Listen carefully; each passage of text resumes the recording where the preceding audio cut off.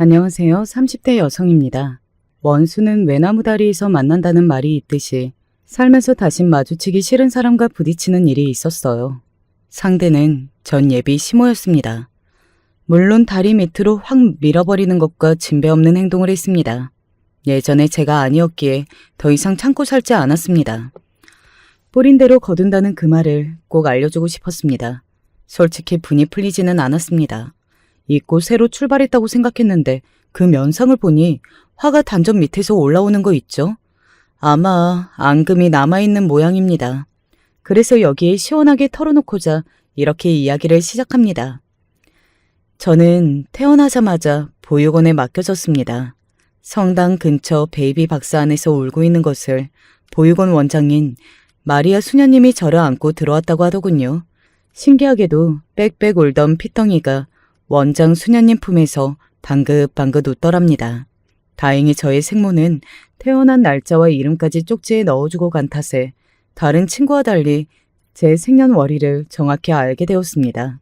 그러나 수녀님이 아무리 잘해줘도 수십 명의 아이들은 늘 사랑이 고팠습니다. 늘 외로웠습니다. 제가 마치 쓰레기장에 버려진 종이장 같은 기분이었습니다. 그럴 때마다 수녀님은 다 쓸모가 있어서 태어났다며 저를 위로해 주셨죠. 그나마 보육원 복은 있었는지 나쁜 곳이 아니라서 삐뚤어지지는 않았어요. 학교에서 고아라고 놀림받던 유년 시절보다 19살이 돼서 홀로 자립하는 과정이 더 힘들었습니다. 전에는 울타리 밖으로 나가고 싶었는데 막상 나오니 세상이 진짜 저 혼자뿐이라는 생각으로 눈물이 하염없이 흘러내렸습니다. 비록 부모에게 버려졌지만 이 세상 태어난 목적이 있지 않냐며 악착같이 버텼습니다. 식당 서빙, 사무실 청소, 제과점 바리스타, 보모 등등 안 해본 아르바이트가 없을 정도였어요. 돈 싫어하시는 분 없죠? 저도 돈 좋습니다. 그러나 저는 피땀 흘리면서 정직하게 돈을 벌려고 했습니다. 한 푼이라도 꽁돈은 싫었습니다. 비록 고아이긴 해도 돈을 깨끗하고 바르게 벌고 싶었습니다. 유혹이야 왜 없겠습니까? 어린 여자가 혼자 살아가니 별별 종류의 사람들이 저를 괴롭히더군요. 50줄에 들어선 아저씨가 아들만 낳아주면 돈을 주겠다는 말까지 들었습니다. 하지만 정정당당하게 돈 벌고 살겠다고 결심했죠. 홀로 자립한 다음에는 새벽 사무실 청소부터 저녁에 갈비집 서빙까지 24시간이 모자랄 정도로 움직이게 되었습니다. 그러다 보니 보육원의 어린 동생들을 보던 경험이 있던 터라 아기 돌봄이 일이 적성에 맞았어요. 그래서 뒤늦게 유아교육과에 진학했습니다. 원장 수녀님이 조금 보태주신 돈과 장학금을 받은 덕에 20대 후반 다행히도 신도시에 있는 유치원에 취직하게 되었어요. 정식으로 가게 된 첫 직장이었습니다. 단독 건물의 앞뒤로 놀이터와 수영장 그리고 텃밭까지 있는 대규모 유치원이었습니다. 그곳의 원장님은 생각지 못하고 우아하고 아름다운 분이었어요. 말투도 고상했고 예의가 있는 분이라고 느꼈습니다. 안타깝게도 30대에 홀로 되시고 재혼도 안 하고 한평생 아이들을 위해 교육에 헌신한 분이라고 했습니다. 보육원, 양로원 봉사활동에 독거노인 소년 소년 가장 돕기까지 물질적 지원까지 아끼지 않아 이곳 지역 사람들의 칭송에 침이 마를 날이 없더군요. 게다가 제가 다닌 보육원에도 후원하셨던 분이었어요. 취업 당시에도 고아라는 사실을 당당하게 말하니 그동안 고생 많았다며 일 열심히 하고 좋은 사람 만나서 결혼도 하고도 계속 유치원에 남아달라고 하더군요. 고아면 어때요? 한 선생 잘못으로 그런 것도 아닌데. 난 그런 편견 있는 사람 아닙니다. 그저 교사로서 자질이 우수하면 됐지. 열심히 합시다, 한 선생. 네, 감사합니다. 최선을 다하겠습니다. 진짜 열심히 할게요. 솔직히 유치원 선생님 뽑는데 부모가 있고 없고 무슨 상관이냐 하겠지만 보육원 출신이라는 말을 하면 다들 저를 뽑지 않았어요. 그렇다고 자기소개서에 거짓말로 쓸 수 없는 노릇이잖아요. 제가 교사가 되고자 결심한 것은 보육원 동생들 때문이었으니까요. 학부모니들에게 트집 잡기 싫어서 거부한 원장님도 계셨고 아예 보육원 출신이라는 걸 숨겨달라고 하는 이도 있었습니다. 하지만 이번 원장님은 있는 그대로 저의 모습을 뽑아주셨어요. 지금껏 살면서 저를 고아라고 업신여긴 사람들과는 전혀 달랐습니다. 고아니까 밤에 집에 놀러가도 되냐는 사장님부터 작은 실수만 해도 고아라서 가정교육도 못 받아서 그러니 하면서 말도 안 되는 핀잔을 주는 것도 많았습니다. 당연히 제가 지금껏 인생을 살면서 색안경을 끼고 저를 바라보는 사람도 많았지만 이번 원장님은 좋은 분이구나 싶었습니다. 저는 그래도 세상이 살기 좋구나 하며 눈물이 핑 돌기까지 했습니다. 원장 수녀님의 제가 다 쓸모가 있으니 태어났다고 하신 말씀이 떠오르기까지 했어요. 제 평생 소원은 교사로서 보람도 찾으며 행복한 가정도 꾸리는 것인데 첫 직장부터 예감이 좋다고 믿었습니다. 유치원에 입사하고 1년 동안 야근까지 자처하며 일을 많이 했습니다. 사람들은 유치원 근무 시간이 아이들 등교하고 하교 후까지라고 알고 있지만 선생님들의 일은 아이들이 돌아간 후에 더 많은 법이었습니다. 학부모와 문자나 전화 면담부터 다음날 교환 작성, 게시판 꾸미기, 교구 자체 제작 등등 그 밖에 업무가 많았어요. 어떻게 해서라도 일을 더 시키고자 하는 다른 분과는 달리 원장님은 얼른 끝내고 저녁이 있는 삶을 살라고 하셨고 가끔 소고기로 회식도 시켜주시며 가끔 보너스도 챙겨서 주셨습니다. 제가 수업을 잘하고 아이들이 잘 따르는 교사라며 칭찬도 아낌없이 해주셨어요. 그렇게 정신없이 일과를 마치고 원룸에 누웠을 때 행복했습니다. 이렇게 사는 것이 인생이지 하면서 말이에요. 그러다 한 남자를 알게 되었습니다. 안정적인 생활을 위해 빨리 결혼하고 싶던 저에게 일주일에 한 번 체육 수업을 하는 남자 선생님이 눈에 들어왔어요. 예의도 바르고 아이들에게도 진심으로 대하는 면이나 유치원 강당의 집기류도 소중하게 다루는 모습에서요. 부모 없이 자라다 보니 괜히 기가 죽어 고백조차 하기가 어려웠습니다. 그전 아르바이트 하던 곳에서 안 좋은 일이 많았거든요. 한 번은 갈비집 사장 아들이 한 번만 사귀자며 저를 스토킹하는 통에 한 직장에서 좋아한다고 말하는 것이 어색했습니다. 그런데 큐피트의 화살이 일방이 아니고 쌍방이었던 건지 늘 열심히 아이들과 몸으로 놀아주던 저를 눈여겨봤다고 만나자고 했습니다. 남자아이들이 얼마나 장난기가 많겠어요. 다행히 유치원에는 놀이터나 간이 운동장도 있어서 뛰고 달리고 구르고 남자 선생님 못지않게 거칠게 놀아줬거든요. 그래서 나름 아이들에게 인기가 있었습니다. 하늘거리는 원피스에 긴 생머리의 소녀인 줄 알았는데 선머슴같이 활달한 제가 좋았답니다. 알고 보니 그 사람도 이곳 유치원에서 첫 직장이라고 했습니다. 원래는 수영 선수였는데 부상으로 오래 병원 생활도 했다며 활기차고 명랑한 제가 좋다며 결혼까지 약속하게 되었어요. 여기까지는 제 인생도 행복의 동화가 펼쳐지는구나 싶었습니다. 그를 만나는 동안 유치원 동료들에게도 내색조차 안 했습니다. 고아라서 그런지 남자에게 꼬리도 잘 친다는 말을 들어본 적도 있거니와 이상하게 주변 사람들의 시선도 의식이 되었습니다. 남편이 될 그 사람도 처음 일을 하는 유치원에서 연애한다고 말하기 난처했다고 해요.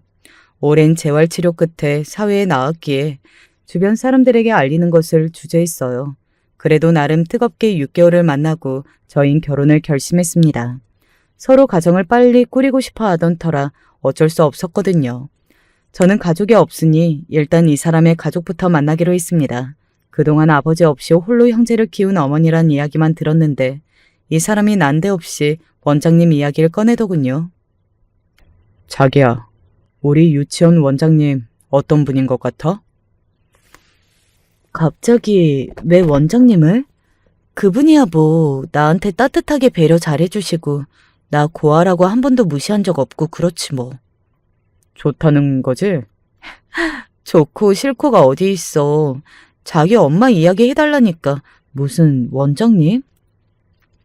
아니, 우리 엄마가 좀 남의 눈을 잘 의식하시거든. 무슨 말이야? 실은 우리 엄마가 원장님이야. 그날 한강에서 데이트를 즐기고 있었는데 그대로 강물에 뛰어들 뻔했습니다. 어이가 없어도 유분수이지 그걸 지금 말하면 어떡하냐고요. 무슨 재벌 회장 아들도 아니고 유치원에 위장 취업을 왜 합니까? 기가 막히게도 저와 결혼을 약속한 체육교사는 원장님의 둘째 아들이었습니다. 원장님의 자녀들은 외국에 있다고 하는 말을 얼핏 들은 기억이 났습니다. 그는 사고로 수영을 더 이상 할 수 없어 형이 있는 보스턴에서 재활치료를 받았다며 그동안 한국에서 지내지 않았다고 하더군요. 솔직히 유치원에 가족 사진이 있는 것도 아니며 원장님이 말씀을 안 하고 이 사람도 시치미를 떼면 모를 수밖에 없잖아요. 게다가 원장하고 체육교사하고 원내에서 부딪힐 일이 거의 없거니와 그 사람도 자기 부모 이야기보다 형 이야기만 많이 했거든요. 일부러 저를 배려하는 줄 알았습니다. 그래도 결혼을 미루고 싶지 않았습니다. 당신 부모가 원장이니 결혼 못하겠다 할 수도 없거니와 저는 결혼에 부모가 무슨 상관이냐 싶기도 했는데요. 여러분이라면 어떤 선택을 하게 될까요? 아무튼 저희는 몇 개월간의 비밀 연애를 마치고 원장님, 아니 그 사람의 어머니를 결혼 승낙을 받기로 했습니다. 그동안 고아인 저를 무시하지는 않았기에 흔쾌히 허락하실지 모른다는 희망이 생겼습니다. 며칠이 지나자 고급 이탈리아 레스토랑으로 갔습니다. 원장님이 좋아하는 수국과 케이크를 가지고 말입니다. 예약한 방에 들어가자 원장님의 모습은 유치원에서 수수한 차림과는 달랐습니다. 고급 의류에 수백만 원짜리 가방에다 손목의 중형 차량 시세와 맞먹는 명품 시계가 번쩍이더군요. 그 모습에 기가 살짝 죽었습니다. 저는 검은색 정장을 입고 갔거든요. 유치원 면접 때 입은 옷이란 생각이 그때 들더군요. 먼저 와 있던 신랑이 될 그 사람이 반가운 얼굴로 일어나 의자를 빼주며 앉으라고 했습니다. 당장 나가, 너 따위가 감히 이런 말 대신 좋은 데서 보니 반갑다고 하는 원장님의 말에 긴장된 마음이 스르르 녹아내렸어요. 두 사람 언제 처음 반했나? 사귀자고는 누가 그랬니? 두 사람 비밀로 어떻게 연애를 숨겼니? 연락을 어떤 방법으로 했니? 이런 질문을 하시더니 나중에 스키십 진도까지 물어보시는 통에 한바탕 웃고 말았는데요. 화기애애한 분위기가 되니 예비 신랑이 조심스럽게 이야기를 꺼냈어요. 저희 겨울방학 때 결혼하려고요. 그래. 죄송합니다. 네가 왜? 그래. 뭐가 죄송해 자기야. 우리 둘이 잘 살면 되는 거야. 그렇죠 엄마? 그래. 잘 살아야지. 안 그래요 한 선생? 저는 이상하게 꿀먹은 벙어리가 되었습니다. 반대 안 하는 것이 대단한 일은 아니잖아요. 제가 무슨 범죄자도 아니고 그런데 자꾸만 원장님에게 미안한 마음은 왜 드는 걸까요? 생각해보면 원장님은 제가 힘든 일이 있으면 해결해 주셨습니다. 낯선 유치원에서 조리실 영양사가 터세를 부리는 것도 저보다 나이 어린 주임 교사가 부당한 일을 시키는 것도 제 편을 들어주셨습니다. 이번에도 싫은 표정 하나 없이 인정하는 듯한 태도를 보이니 한편으로 죄송하고 미안한 마음의 말이 나오지 않았습니다. 결혼해서 잘 살고 예비 시모에게도 정성을 다해 모시고 싶었습니다. 어느덧 식사를 마치고 예비 신랑이 잠깐 화장실에 간 사이였어요. 저는 미리 준비해둔 케이크를 드시라고 했습니다. 그리고 커피를 마시려는 찰나 원장님의 말이 제 귓가를 스쳐 지나갔습니다. 한 선생, 언감생심이야 언감생심. 그렇지 않아? 이러시는 거 아닙니까? 전 순간 잘못 들었나 싶었습니다. 게다가 좀 전에 인자한 표정과는 정반대로 사납게 노려보시기까지 하고 있었어요.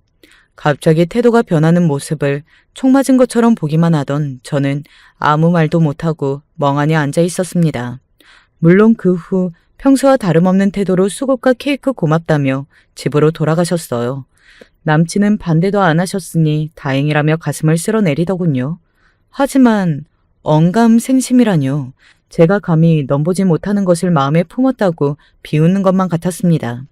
저한테 하는 말 맞냐고 그게 무슨 소리냐고 따져 묻기도 애매한 지점이었습니다. 곧바로 아들이 들어오니 다시 웃는 얼굴을 하셨어요.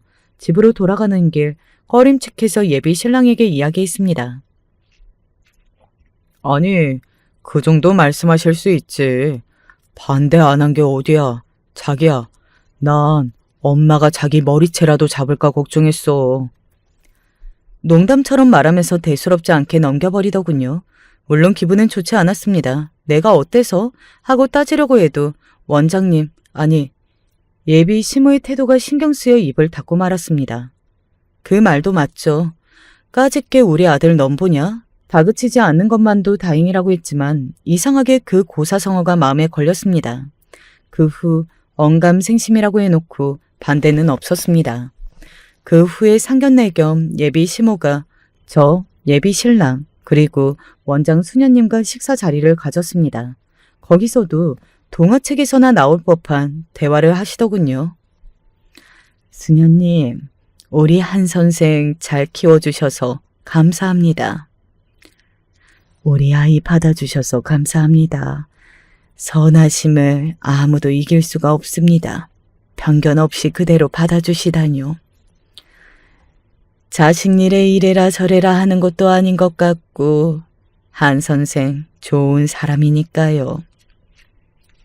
저는 그날 아무것도 먹지 못하고 울기만 했습니다. 이유는 잘 모르겠지만 저런 대화가 어쩐지 저한테 슬프게 들렸습니다. 여러분은 제가 어떤 마음이었는지 짐작이 가시나요? 한편으로 저도 든든한 가족이 생겼다는 기쁨과 언감생심이라는 단어가 걸렸습니다. 결혼까지는 몇 개월 남은 시점 약혼 소식은 유치원에 급속도로 퍼졌어요. 그때부터인가요? 신데렐라, 콩쥐, 합쳐놔도 제가 이길 수 있을 법한 고난이 시작되었습니다. 한 선생, 우리 애들 교재 어디 갔어? 컴퓨터에 없는데? 출력해놨어? 바이러스에 걸린 것도 아니었습니다. 다만 컴퓨터에 저장해둔 특별활동 6개월 수업 교환이나 출력할 교재가 삭제되어 있었습니다. 제 담당이라 5, 6, 7세 교재를 학기 전에 미리 만들어 놓았는데 글쎄 유치원 교무실 컴퓨터 안에서 감쪽같이 사라졌습니다. 특별활동을 외부 강사를 부르지 않고 저희가 자체 수업하니 교재나 교환을 제작하고 이후 과정으로 배포되는 시스템입니다.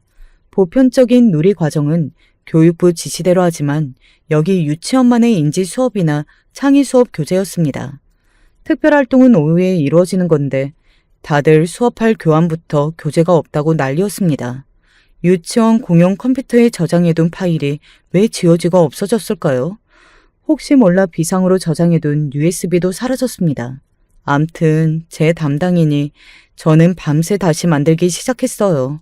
주말이나 퇴근 후에도 유치원에 남아 일을 했습니다. 예비 신랑과 신혼집을 알아보는 것도 잠시 미뤄가면서 말입니다. 같이 살 집인데 같이 봐야지. 그 파일 실수로 누락시킨 거 아니야? 아니야, 내가 바보야. 내가 그걸 왜 지워? 난 아니야. 다른 사람이면 몰라도. 그럼 누가 지우기라도 했다고? 아, 됐다. 싸우지 말자. 기다릴게. 천천히 완성하고 집 구경 가자. 미안해. 일 빨리 마무리할게. 그뿐만이 아니었습니다. 유치원에서 배우는 주제가 달라지니 환경 게시판도 다르게 꾸며야 했습니다. 요즘은 업체에서 만든 것을 사서 쓸 수도 있지만 유치원 방침이 수채를 좋아한다며 오리고 붙이고 칠해서 예쁘게 환경판을 만들었습니다.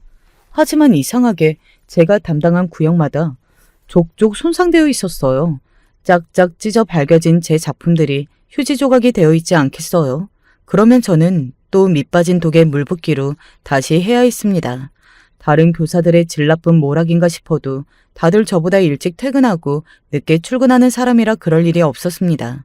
중요한 것은 유치원 CCTV가 마침 고장나서 범인을 알 수 없다는 점이었습니다. 이런 일로 경찰을 부를 수도 없고 울며 겨자 먹기로 다시 하고 또 했습니다. 약혼식 이후로는 예비 신랑과 제대로 데이트를 즐겨본 적이 없었어요. 혹시 예비 시모가? 하지만 어떤 원장이 자신의 유치원이 망가지는 거 좋아하겠냐며 저는 고개를 흔들며 아니라고 자신을 진정시키면서 CCTV에 대한 AS를 신청했습니다. 그 후 유치원에서 운영하는 텃밭과 토끼장, 닭장을 관리하는 아줌마가 갑자기 일이 생겼다며 그만두셨습니다. 하필 그곳 관리 교사는 저였기에 저는 잡초 뽑고 농약 치고 난리가 났습니다. 닭똥 치우고 토끼밥 주고 하루에 몸이 10개라도 다 해내지 못할 겁니다. 심지어 유치원에서 키우는 개, 달마시안 레오까지 관리해야 했습니다. 가끔 농장을 돌아다니며 동물을 괴롭히고 밭을 망가뜨린 적이 많아요. 그래서 잘 묶어놓아야 하는데요. 이런 일들이 교사의 업무가 아니라고 싫다고 하자니 날마다 아이들이 저에게 와서는 비비 꼬며 물어옵니다. 쌤, 제 토마토는 언제 집에 가져가요? 우리 병아리는 밥 먹었어요? 내 고구마는 잘 자라고 있어요? 봄부터 농작물들을 심어놓고 눈이 빠지라 익어가기만을 기다리고 있기 때문이었습니다. 또한 토끼, 병아리가 태어나고 부화되는 과정까지 봤으니 지켜보는 애정이 늘어나 아이들의 관심은 농장에만 있었습니다. 다들 수확의 기쁨을 누리고자 고사리 손으로 날짜를 꼽아가며 귀엽게 누나를 굴리는데 제가 어찌 외면하겠습니까? 저보고 잘 부탁한다고 병아리랑 토끼 먹을 음식도 가져오는 아이도 있었습니다. 그래서 쉬는 시간마다 얼굴 그을리며 농작물이나 가축들을 돌보았어요. 다른 동료 교사들도 이제 며느리가 될 거니까 농장일 열심히 하는 거 아니겠어? 하며 오히려 저를 매도했습니다.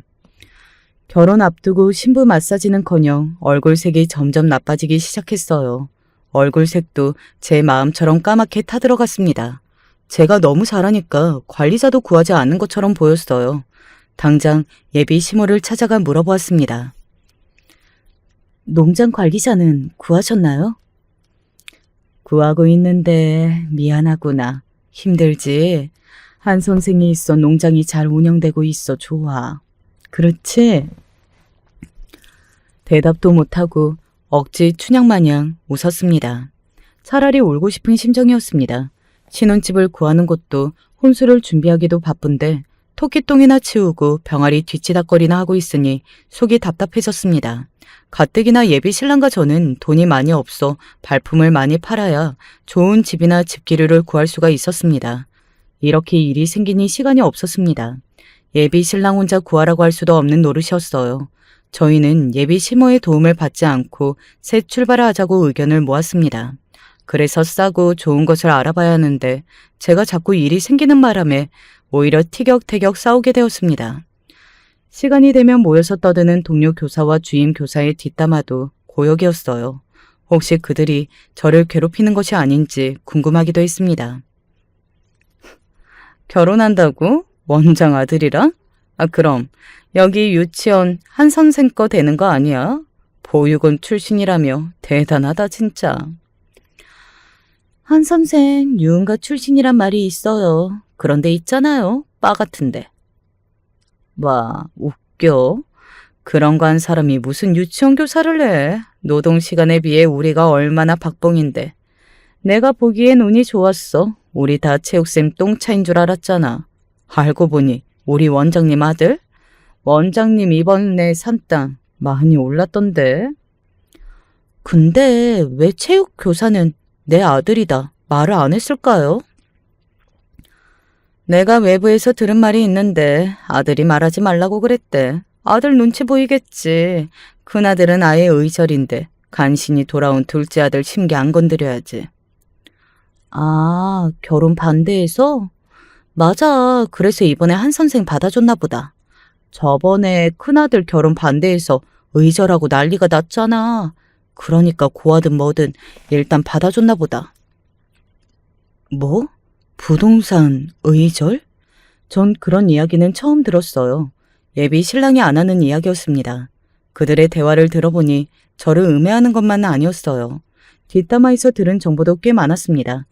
동네에서 유지했던 친정 유산과 남편 시댁 유산이 다 예비 시모 앞으로 되어 있었고 큰아들과 사이가 좋지 않았고 둘째 아들은 겨우 화해했는데 갑자기 제가 끼어든 거죠. 그래서 허락했다? 뭐 그럴 수도 있겠죠. 반대는 안 했으니 일단 넘어가야 하는 건지 저는 머리가 지끈거렸습니다. 예비 시모의 저희를 알기는 어려우니 넘어가야 할까요? 예비 신랑에게 당신의 어머니의 생각이 뭔지 이야기까지 해야 하나요? 고민에 빠졌다가 그 다음 사건이 터지자 경악하고 말았어요. 토끼와 병아리, 텃밭의 농작물들까지 냄새는 나지만 유치원에서 제법 인기가 있는 장소라고 볼 수 있습니다. 등원하거나 바깥놀이가 시작되면 아이들은 그곳으로 모여 놀았습니다. 오늘도 어김없이 아이들은 유치원의 농장으로 달려갔습니다. 으아, 으아. 그때 외마디 비명과 울부짖음이 들으니 저는 슈퍼맨처럼 그 앞으로 달려갔어요. 병아리며 닭, 토끼들이 피를 흘리고 누워있으며 텃밭에는 토마토며 가지 고구마 등이 다 망가져 있었습니다. 습격이나 폭격을 맞은 것처럼요. 정말 저도 울고 싶더라고요. 저는 울고불고 하는 애들을 겨우 달래 교실로 이끌었습니다. 어젯밤까지만 해도 멀쩡했던 농장이 왜 이럴까요? 저는 경찰을 불러야 한다고 했고 그때 예비 시모가 다가왔습니다. 어머, 설마 레오? 레오 누가 풀어놓았니? 한 선생이야? 레오는 쇠사슬이 풀리자 동물과 농작물을 망쳤습니다. 말 못하는 짐승에게 화를 내지도 못하고 저는 눈물이 핑 돌았습니다. 지난 한 달 동안 제가 농장에 들인 노력도 노력이지만 아이들이 죽음을 이렇게 경험하게 하다니 다 저의 불찰 같았어요. 간밤에 레오도 풀어놓고 닭장과 토끼장 문도 잠그지 않았다고 예비 시모가 다그치기 시작했습니다. 그러자 사람들은 제가 점검을 안 했다며 한마디씩 했습니다. 아이들은 저보고 동물을 죽였다고 하더군요. 소문이 제가 결혼한다고 정신이 빠져서 관리를 제대로 안 했다고 퍼지고 있었습니다. 학부모들도 원성에 유치원 전화가 불이 났습니다. 아이들이 상당히 충격을 받았다며 밥도 안 먹고 잠도 못 잔다는 말에 저는 속이 상했습니다. 담당 관리자인 저는 잠깐 휴직하게 되었어요. 예비 시모가 유치원 이미지 나빠진다며 잠시 쉬라고 했기 때문입니다. 게다가 아직도 CCTV를 보지도 않았기에 진짜 누가 레오를 풀어주었는지 농장 문을 누가 열었는지 모를 일이었습니다. 분명한 것은 저는 그러지 않았습니다. 아이들이 좋아하는 모습이 눈에 선한데 어떻게 열심히 안 하겠습니까? 학부모들의 항의에 담당 관리자인 저는 휴직을, 레오는 보호시설에 맡겨졌습니다. 나중에 안 사실이지만 예비 시모가 농장 한 바퀴를 돌더니 문을 잠그지 않았고 레오 산책 후 목줄을 메어놓지 않은 장면이 떡하니 찍혔습니다. 저와 예비 신랑 경찰관이 어이가 없다는 얼굴로 예비 시모를 바라보았습니다. 어머, 미쳤네? 내 정신 좀 봐. 아유, 내가 그랬구나. 어쩌면 좋아. 하고 울지 뭡니까? 아들한테 안겨서 말입니다. 늙으면 죽어야지 하는 레퍼토리와 함께 운이 아무도 뭐라고 하지 못했습니다. 다음 날 예비 시모는 유치원 교실에 학부모들을 모아놓고 변명하며 고급 양상과 아이들 장난감 등 선물을 한 알음씩 안겼습니다. 씩씩거리던 엄마들도 표정이 누그러졌어요. 언감생심, 유기견 주제에 정성껏 키운 것을 다 망쳐놨어요. 아주 진짜 속상해. 버려진 것들이 항상 문제예요. 주제도 모르고. 하면서 저를 힐끗 보는 게 아니겠습니까? 레오 욕을 빙자해 저한테 하고 싶은 말씀이셨나 봅니다. 멀쩡하게 비싸게 주고 산 개를 길거리에 주운 유기견이라뇨. 시간이 갈수록 저를 표적으로 삼는다는 것을 그제야 느꼈습니다. 그래도 뭐라고 반박하기 어려웠습니다. 파일 삭제도 환경 게시판 파손도 어쩌면 예비 시모가 한 짓이었을까요? 아무튼 더 이상 증거도 안 나오니 저는 입을 닫았습니다. 그렇다고 결혼을 미룰 수도 없으니 저는 오히려 뻔뻔하게 나갔어요. 그렇게 어린애처럼 반대하시면 저도 무시할 수밖에 없었죠. 결국 유치원도 중간에 그만두고 말았습니다. 저는 다른 곳을 금방 취직할 줄 알았는데 농장 사건도 그렇고 예비 시모가 뭐라고 주변 원장님께 말했는지 이력서를 넣어도 답이 없었습니다. 예비 신랑은 수영 레슨을 시작했다며 저에게 취직이 안 돼도 걱정하지 말라고 했어요. 지역을 옮겨서라도 지원하면 유치원에 근무할 수는 있겠죠. 하지만 그 후 예비 시모는 시위를 멈추지 않았습니다. 유치원에서는 김장철을 맞이하여 지역 주민들과 함께 김장하고 독거노인들에게 나누어 주곤 했습니다. 원래는 동네 사람부터 지역 봉사자까지 다 오는 행사인데 올해는 안 하시겠다는 겁니다. 김치 공장에서 주문해서 독거노인들에게 봉사하고 절인 배추 10포기만 사서 소량으로 집에서 먹을 것만 하시겠다고 선언했습니다. 레오 사건 때문에 유치원이 시끄러워 이번에는 조용히 넘어가고 싶다고 하며 예비 시모는 저하고 예비 신랑에게 늦은 밤 연락이 왔습니다. 이번 주 토요일에 놀러와. 김장은 지인이 도와주기로 했으니 너희는 수육이랑 김치 먹고 놀다 가렴. 저는 안 가겠다고 문자를 보내려다가 그동안 제 눈치만 보고 마음을 졸였을 예비 신랑이 마음에 걸렸어요. 먹고 싶은 것이 엄마 김치랑 수육이라던데 저 때문에 못 먹으면 어쩔까 싶었습니다. 저야 엄마가 없으니 괜찮지만 있는 엄마를 안 보고 살 수는 없으니까요. 일단 같이 오라고 했으니 문제가 없겠지 싶어 저는 안심하고 예비 시댁으로 갔습니다. 그런 안심이 역시 문제가 되는 법이었어요. 예비 시모가 사는 고급 빌라 앞에 절인 배추 100포기가 쌓여있는 게 아니겠어요? 예비 시모는 자신이 주문을 잘못한 거라며 웃어넘겼어요. 10포기 해야 하는데 공을 하나 더 넣었다며 예비 신랑과 저는 짐을 다 옮기고서야 안으로 들어갔습니다. 집 안은 절간처럼 조용했습니다. 온다는 지인들이 아직 안 왔다며 그제야 예비 신랑에게 지하철역으로 가서 데리고 오라고 하더군요. 예비 시댁은 지하철역에서 20분 거리 신도시 끝자락에 위치해 차량이 없으면 교통이 불편했습니다. 여기까지도 설마 하는 마음으로 앉아 있었어요. 저는 지인이 오면 김장을 시작하려고 했죠. 아무리 먹고 가라고 해도 어떻게 그럴 수 있겠어요. 물론 농장 레오 사건 때문에 서먹해진 것은 사실이지만 하여튼 결혼하면 가끔이라도 보고 살아야 하니까 저는 억지로 웃으며 앉아 있었습니다. 예비 신랑은 밖으로 나가자 집안은 저와 예비 시모 둘뿐이었습니다. 어색했어요. 차라리 모든 것이 예비 시모가 꾸민 일이라고 밝혀지고 사과하고 풀어내면 그래도 나을 텐데 이건 이도저도 아닌 상황이었습니다. 그래도 생배추가 아니라 절인 배추라 얼마나 다행인가 싶었습니다. 지인분들이 우르르 오시면 금방 끝나겠지 싶었어요. 하지만 시간이 가면 갈수록 예비 신랑은 오지 않았습니다. 지인들이 도착하지 않았다고 했습니다. 예비 시모는 말없이 저한테만 앞치마를 주더니 자신은 의자에 앉아 전화하더군요. 일단 저는 김치 속을 만들고 그 양념을 배추 앞뒤로 하나씩 펴 발랐습니다. 어이가 없었지만 계속 일을 멈추지 않았어요. 예비 시모라도 같이 하면 좋을 텐데 자꾸 외부에서 전화만 받고 결국 그놈의 100포기 제가 다 비벼서 김치통에 담았습니다. 일도 해본 사람이 한다고 예비 시모는 사람들 시킬 줄만 알지 자기가 할 줄 아는 게 없었어요. 어머니, 같이 해요. 혼자 하긴 너무 많아요. 어머, 미안해. 내가 전화를 받아야 하는데 어떡하니? 미안하다, 한 선생. 유치원 애들 가르치듯 나긋나긋하게 말하는 톤이 어쩐지 더 듣기 싫었습니다. 저도 교사이지만 굳이 집에서는 그런 말투 안 해도 되는 거 아닙니까? 암튼 홈드레스 입고 저를 맞이할 때부터 일은 내가 다 하겠지 싶었지만 이건 해도 너무했습니다. 팔이 땡기기 시작했어요. 한 선생, 너무 잘한다. 100포기 금방 하겠다. 그치? 말이라도 하지 않으면 좋을 텐데 우리 예비 시모는 계속 떠들고 전화하고 난리를 쳤지만 저는 혼자 김치와 씨름했습니다. 이 남자는 지인들이 안 오면 집에라도 오지 왜 안 오고 그러는 걸까요? 오지도 않은 지인을 예비 신랑은 몇 시간 동안 기다렸습니다. 그제야 시모는 지인들에게 날짜를 잘못 통지했다고 하더군요. 솔직히 장난도 아니고 예비 시모가 왜 그러는지 모를 일이었습니다. 차마 반대는 못하겠고 이런 식으로 자신의 의견을 피력하는 모양이었어요. 그럴 줄 알았다면서 저는 더 오기가 나서 김치를 미친 듯 양념을 펴 발랐습니다. 김치는 제가 없으니까요. 아까운 배추 버리기 전에 얼른 통에 담았습니다. 이제야 큰아들이 왜 의절했는지 알만했어요. 우아한 척하면서 사람을 괴롭히는 게 예비 시모의 버릇이었던 것입니다. 예비 신랑은 온몸에 김치 범벅이 된 저를 보고 기가 차서 멍하니 보고 있더군요. 현관 앞에 100포기를 본 순간부터 그냥 집으로 가야 했어요. 중간에 하다가 가면 트집을 잡을 것만 같아 죽도록 했습니다.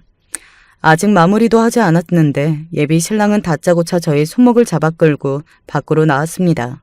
오지도 않은 지인들 기다린 자신이 바보라면서 말이죠. 그때 예비 시모도 쇼를 걸치며 따라 나왔습니다. 엄마가 다 실수라고 하잖아. 왜 그러니 진짜? 무슨 실수야. 예비 형수한테 한 행동 내 여자한테 하지 마요. 엄마 제발. 예. 아니라고 했지. 엄마가 일부러 왜 그러니? 다신 연락하지 마세요. 결혼도 저희가 알아서 합니다. 나 반대 안 했어. 안 그래, 한 선생? 됐다고요. 엄마 그만하세요. 예비 신랑은 다짜고짜 저를 차에 태우고 집으로 향했습니다. 자기는 잘못한 게 없다고 들어오라며 아들에게 은근히 동정심을 유발하는 예비 시모. 하지만 예비 신랑은 진짜 화가 났는지 울먹이는 자기 엄마를 보지도 않고 차에 시동을 걸고 거칠게 골목을 빠져나왔어요. 통쾌하기보다는 예비 시모는 도대체 싫다면 싫다고 하지 표현을 왜 저렇게 하는지 이해가 안 갔습니다. 결국 자기 아들만 괴로운데 말이죠. 저는 김치 범벅인 얼굴을 물티슈로 닦아냈습니다. 그 모습을 안쓰럽게 바라보던 예비 신랑이 입을 열었어요. 자기야, 힘들지? 엄마 왜 저러지? 미안하다 진짜. 반대하는 거야. 우리 결혼 말이야. 우리도 미국 가서 살자. 형이 반대하면 들어오라고 했어. 미국 가면 뭐하고 사는데? 어머닌 혼자 두고? 형이 도와줄 수 있어. 그리고 엄만 나중에 해결하자. 머리가 아프다. 암튼 자기 힘든 거 진짜 싫으니까 미국 가자. 응? 당장. 응? 그로부터 예비 신랑과 저는 미국으로 갈 계획을 세우기 시작했습니다. 김장 이후로는 예비 시모에게 연락이 없었습니다. 너무 조용하니까 무서운 느낌이 들 정도였어요. 어떤 후폭풍이 기다릴지 오히려 두려웠습니다. 결국 둘째 아들까지 의절한 듯한 행동을 보였으니 어떻게든 화를 내면 낼 텐데 말이죠. 며칠간 바빴는지 연락이 없던 예비 신랑이 만나자는 연락이 왔습니다. 미국 가자고 해놓고 아무 말이 없었어요. 문자를 보내도 답이 없었는데 갑자기 심각하게 만나자고 하는 겁니다. 미국으로 이민 가는 절차 상의하겠다 싶어 달려갔습니다. 그런데 카페에 세상 무너질 듯 앉아 고민하던 그 사람의 옆모습이 심상치 않았습니다. 황당한 것은 뜬금없이 6, 7년 전 저를 스토킹한 갈비집 사장 아들 이야기가 그 사람 입에서 나오기 시작했어요. 그 남자랑 꽤 관계가 깊었어? 사실대로 말해줘. 뭐라는 거야? 그 남자 스토킹했다고. 우리 집 앞에 매일 찾아오고 내 우편을 가져가고 그러다가 안 되니까 차에 나를 태우고. 태우고? 그래서 그 이후에는 어떻게 했는데? 그때 기분이 이상해졌습니다. 내가 왜 이야기를 해야 하는지 납득이 가지 않았어요. 그 당시에 경찰에 신고했어야 했는데 갈비집 사장 내외가 싹싹 빌어서 마무리한 것이 화근이었을까요? 평소 다정하고 내 편인 남자는 어디로 갔나요? 무슨 바람을 피워서 신문하는 것도 아니고 이렇게 나오는데 무슨 이유가 있는 건지 확실했습니다. 왜 이래? 어머니가 그래? 우리 엄마가 뭐? 우리 엄마가 아는 거 뭐 있어? 근데 난 왜 몰라? 아니, 그 말이 아니잖아. 엄마가 뭐라고 그랬지. 도대체 왜 이래? 뭐가 왜 이래? 너랑 꽤 깊은 사이라던데 너 알바하는 곳마다 사장 아들들이랑 그렇고 그런 사이라고 소문이 파다했다며. 나도 원장 아들이라서 좋았던 거냐? 뭐? 내가 그걸 어떻게 알아? 몰랐지. 내가 스토킹 당했다고 알아? 저희는 말도 안 되는 것으로 싸우기 시작했습니다. 예비 신랑은 어디서 들었는지 말도 안 하고는 그동안 제가 일했던 곳들의 상호명을 하나씩 읽기 시작했습니다. 거기서 누굴 만났고 어떤 일을 했는지 코치코치 캐묻기 시작했습니다. 제가 아무리 스토킹이라는 단어를 쓰는데도 예비 신랑은 다르게 인식하고 있었어요. 도대체 이 남자 왜 이럴까요? 이것도 대단한 예비 시모의 시나리오인가요? 그렇다면 히트였습니다. 저는 그동안 예비 시모에게 당한 울분을 예비 신랑에게 그대로 쏟아냈습니다. 저의 다정다감이 좋다고 했지만 저는 사납게 돌변했어요. 그동안 네가 다닌 알바 곳곳마다 이런 연분, 스토킹, 소문들이 난무했어. 그게 다 일방적인 거냐? 아니잖아.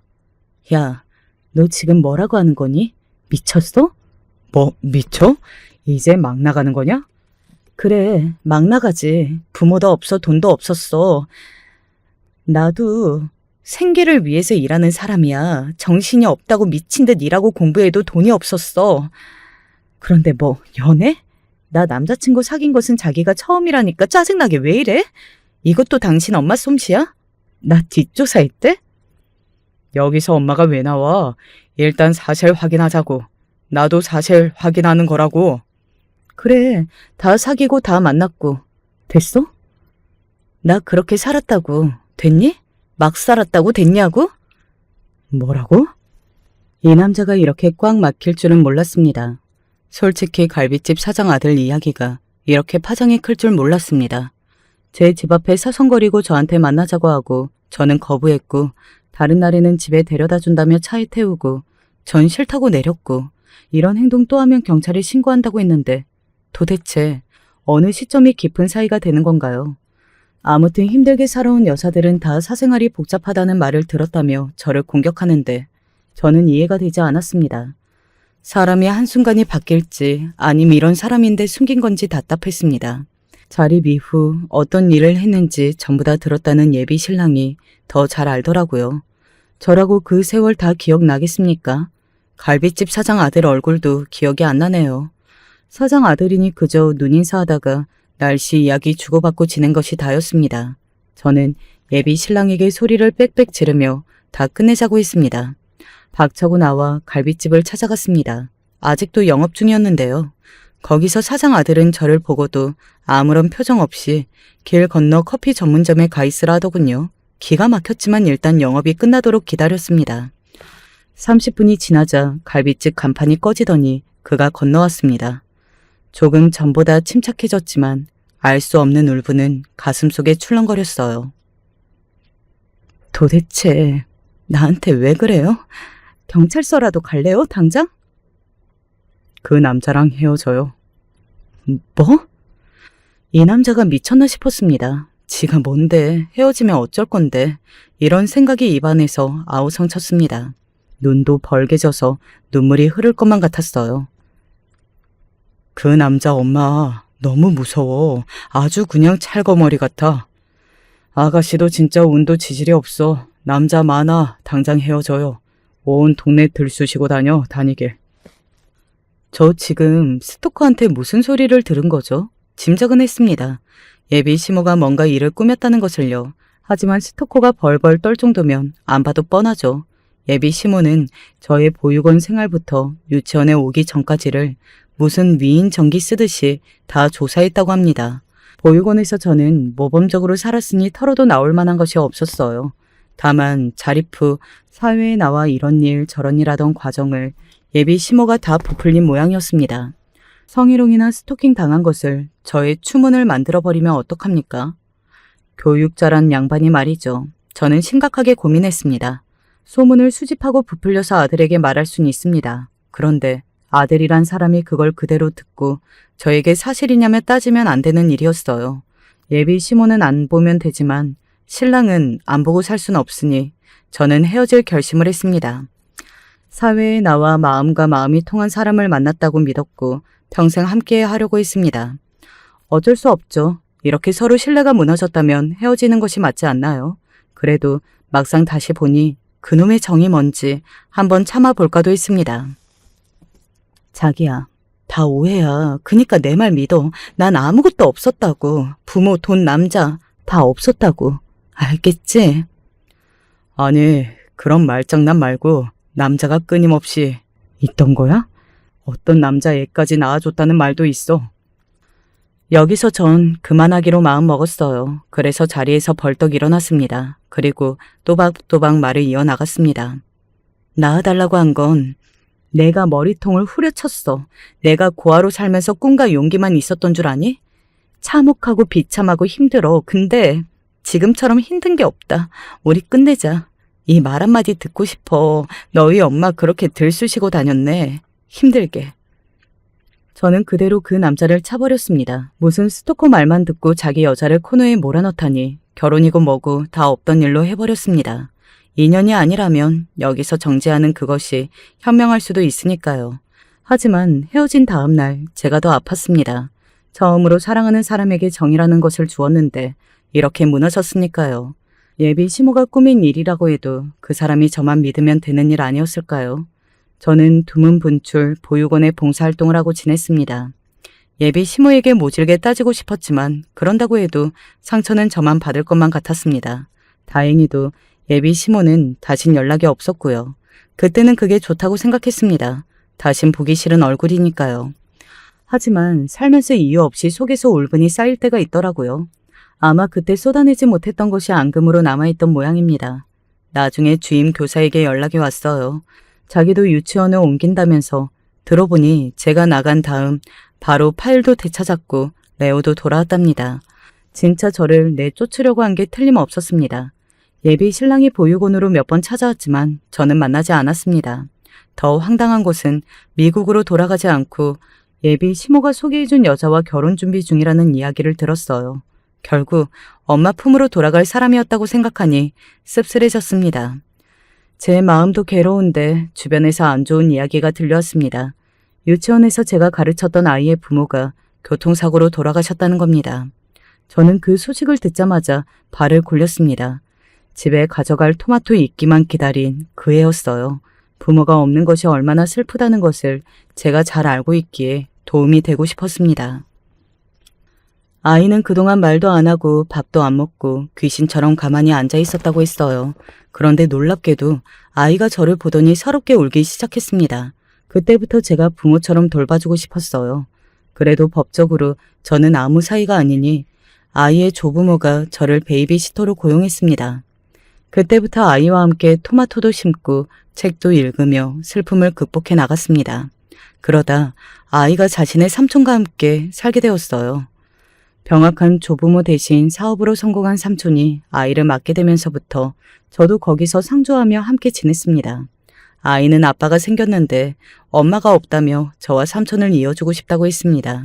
그 마음이 통했는지 삼촌과 저는 서로 애정이 싹트기 시작했습니다.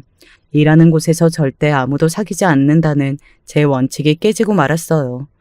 아이의 아빠와 엄마가 되어주기로 하고 결국 결혼했습니다.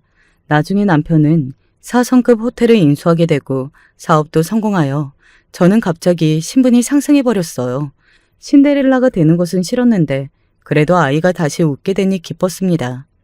남편의 호텔 사업은 날로 번창했고 보육원을 몇 개를 살 정도로 돈을 많이 벌었습니다. 시부모님은 안타깝게 돌아가셨지만 가기 전날까지 저를 좋아해 주셨어요. 아이도 낳게 되고 큰아이와 더불어 행복하게 살기 시작했습니다. 가끔 전에 예비 시모가 그렇게 모락하지만 않았다면 어땠을까 싶어요. 언젠가 한번 만나면 당신 때문에 좋은 남편 만났다고 하고 싶었습니다. 게다가 남편은 제가 과거에 무슨 일이 있건 제 편이었어요. 갈비집 사장에게 정식으로 사과도 받아내었습니다. 지금 괴롭다고 해도 나중에 좋은 일이 생길 수 있으니까 역시 끝까지 살아봐야 한다는 것 같습니다. 다만 예비 시모에게는 사과를 받아내지 못한 것이 아쉬웠어요. 이런 생각 끝에 그 원수를 외나무 다리에서 만났습니다. 바로 백화점 명품관이었어요. 몇 년이 흘렀으니까 만나면 알아보지 못할 걸로 생각했지만 아니요. 단번에 서로를 알아보았습니다. 서로 맺힌 것이 많았으니까요. 게다가 명품관 매대 중앙에 놓인 신상 가방을 서로 사려고 손을 뻗은 상태였습니다. 흡사 몇 년 전 아들을 두고 서로 대립한 상황 같았어요. 그때는 제가 을의 관점이었지만 지금은 아니잖아요.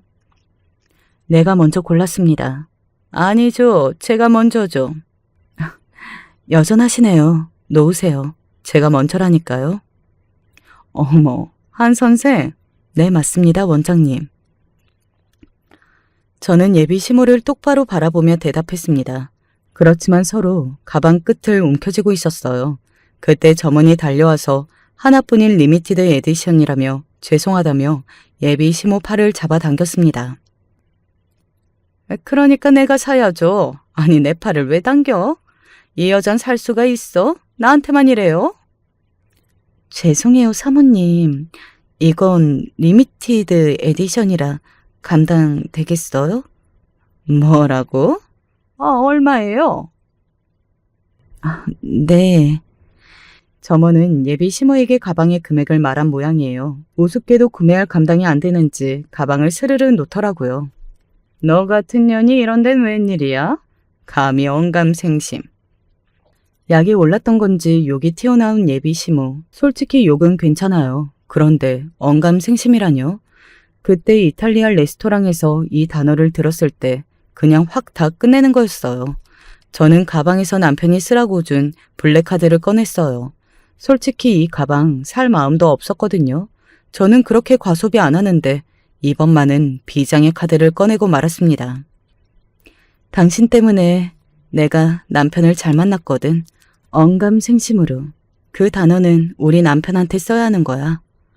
블랙카드를 예비 시모 면상에다가 날려버렸어요. 점원은 그 카드를 주었고 저를 명품관 프라이빗 룸으로 데리고 들어갔습니다. 사모님, 방에 가시면 저희가 가져다 드릴 텐데. 그 방으로 들어가면서 예비 시모를 힐끗 쳐다봤습니다. 부들부들 떠는 것도 모자라 얼굴이 불그락 푸르락 난리가 났더라고요. 저는 미소를 날리며 프라이빗 룸으로 들어갔습니다. 미안하다. 내가 그동안 이런 식상한 멘트를 듣는 것보다 얼마나 통쾌한지요. 보육원에서부터 쌓인 체중이 싹 내려갔어요. 가끔 그 주임 교사가 전화가 오거든요. 알고 보니 예비 시모의 둘째 아들은 이혼 절차 중이고 유치원은 담보로 넘어갔다고 하더라고요. 남의 아픔이 제 기쁨은 아니지만 그 예비 시모는 자신이 무얼 잘못했는지 죽어도 깨닫지 못할 거예요. 그래도 언감생심, 단어는 함부로 쓰는 것이 아니라는 것만 알아도 어디예요. 지금까지 제 이야기를 들어주셔서 감사해요. 남편은 요새 젊은 사람들 치고는 무려 형제가 4명이나 있는 집의 장남이었습니다. 외동딸인 저로서는 집에 그렇게 사람이 많고 북적북적하다는 것 자체가 너무 신기했는데 무엇보다도 놀라웠던 것은 남편은 성장하면서 한 번도 형이나 동생들과 싸운 적이 없다고 하더라고요. 게다가 시부모님은 두 분 다 예전부터 넓은 땅도 가지고 있고 건물도 한두 채씩 있는 부자 집안이어서 남편도 남편 형제들도 자라면서 돈으로 아쉬웠던 적은 한 번도 없었다고 해요. 보통 드라마 같은 거 보면 형제끼리 부모님 돌아가시기도 전에 재산 가지고 미리 기싸움하는 것들이 있잖아요. 근데 남편의 형제들은 그런 것도 없다고 하더라고요. 사실 제가 직접 남편이랑 결혼을 해서 서방님들을 보기 전까지는 남편한테만 전해들은 이야기가 전부였던지라 잘 실감이 안 났는데 결혼 허락을 처음으로 받으러 가는 날 저는 시부모님 정도만 보는 줄 알았는데 나중에 방문하기 직전에 남편이 이야기를 했습니다. 내 동생들이 당신 궁금하다고 해서 오늘 집에 같이 있는데 괜찮지? 나를? 알겠어. 사실은 안 괜찮았어요. 하지만 이미 집에서 저를 보려고 기다리고 있다는데 제가 마음대로 가라고 할 수도 없는 거고 그냥 겸사겸사 그렇게 남편이 이야기하던 형제들 우애 감상이나 할 겸해서 좋게 좋게 생각하며 집에 가니까 이미 첫 광경부터 어지간한 집이랑은 느낌이 달랐습니다. 덩치 큰 남자들이 부엌에 우르르 들어가서는 상을 차리겠답시고 냉장고에서 반찬을 꺼내고 요리를 하고 온갖 부산을 다 떠는데 그냥 딱 그 모습만 보더라도 진짜 사이좋게 자라왔다는 걸 알겠더라고요. 결혼을 하고 나서는 그 모습을 더 실감할 수 있었습니다. 보통 이렇게 자식들 많은 때 한자리에 다 모이려면 명절이나 뭐 부모님 생신 같은 때 말고는 별로 기회가 없잖아요. 사실 서로 만나려고 하지도 않고요. 근데 당장 남편만 보더라도 주말이 되면 늘 동생들한테 전화를 걸고는 했습니다. 그러면서 형제들끼리만 만나서 근처 단골 술집에서 술 한잔하기도 하고 아니면 시댁에 가서 가족끼리 다 같이 저녁을 먹기도 했죠. 당신 원래 이렇게 서방님들이랑 자주 만나? 근데 지금은 애들이 다 바빠서 예전이랑 비교하면 오히려 많이 못 만나는 편인데. 솔직히 처음에는 좀 적응하기 힘들었던 것 같아요. 제가 낯을 조금 가리기도 하고 특히나 시댁은 누구에게나 부담이 되는 존재잖아요. 솔직히 어지간히 살가운 며느리들처럼 서방님 하면서 얘기도 자주 걸고 어머님이랑 아버님한테 애교도 부릴 수 있으면 좋겠지만 성격상 그게 도저히 안 되다 보니까 식사 자리에 가서도 꼭 꽂아놓은 보릿자루가 된 느낌을 자주 받고는 했습니다. 세아가 이것 좀 들어봐라. 네가 이거 좋아한다면서 그래가지고 내가 일부러 특별히 만들었는데 많이 먹어?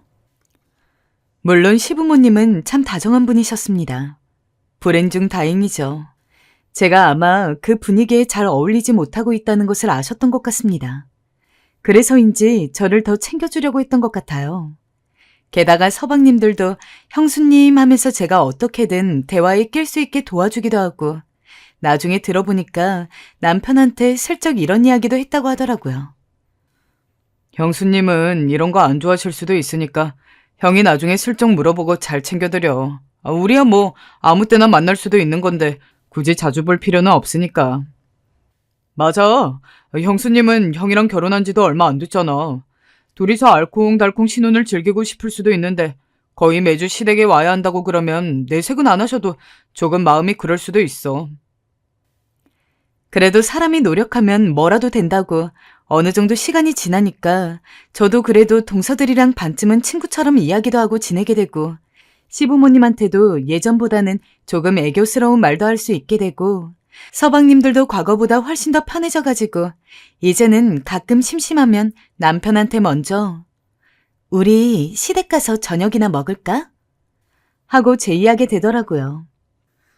평생 북적북적함과는 거리가 먼 인생을 살아와서 그런지 이렇게 화목하고 분위기 좋은 가정 환경에 함께 어울릴 수 있다는 게 좋았던 부분도 있는 것 같아요. 하지만 문제 아닌 문제가 있었습니다. 거의 1, 2주에 한 번씩 시댁에서 온 가족이 다 모여서 식사를 하면서 분위기도 좋고 다 좋았지만 그 와중에 시부모님이 너무 자주 다투셨다는 겁니다. 형제들의 분위기와 시부모님의 분위기가 너무 달라서 초반에는 엄청 놀랐어요. 내가 이 요리에는 후추 뿌리지 말라고 그랬잖아요. 대체 몇 번을 이야기해야 알아들어요? 아니, 그깟 것 좀 까먹을 수 있지. 내가 요리에 후추 뿌렸다고 이렇게 큰 소리를 들어야 해? 아니, 그니까 처음부터 뿌리지 않으면 되지. 왜 뿌려서 이 사단을 만들어요? 그럼 앞으로 당신이 이 사람 정말 진짜 기껏 부엌에 들어가서 요리했더만 자식들이랑 며느리 앞에서 이래야 해? 에이! 싸우는 이유가 엄청 중요하기라도 한 거면 말을 안 합니다. 두 분이 다투시는 걸 자세히 들어보면 정말 남들은 애초에 싸우지도 않을 만한 무척 사소한 일로 자주 다투셨어요.